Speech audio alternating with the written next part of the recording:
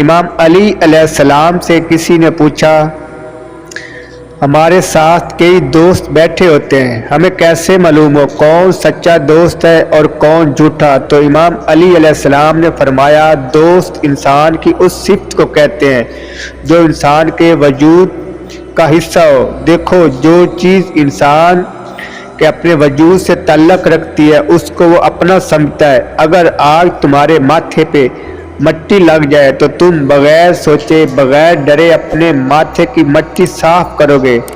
تمہارے بالوں میں اگر کوئی نجاست آ جائے تو بغیر ڈرے وہ فوراً صاف کرو گے۔ ویسے ہی ایک سچا دوست آئینے کی مثل ہوتا ہے۔ دوست قدم قدم پر ہر ایک عیب انسان کو بتاتا رہتا ہے، ہر ایک خامی غلطی سے آگاہ کرتا رہتا ہے۔ جو انسان تمہارے عیب تنہائی میں تمہیں بتاتا رہے، تمہاری اصلاح کے لیے بار بار کوشش کرتا رہے، تو تم سمجھ جانا یہ تمہارا سچا دوست ہے۔ لیکن اگر وہ انسان تمہارے ساتھ رہے، کبھی بھی اصلاح کرنے کی کوشش نہ کرے، تو سمجھ جانا یہ تمہارے ساتھ تو ہے لیکن تمہارا سچا دوست نہیں ہے۔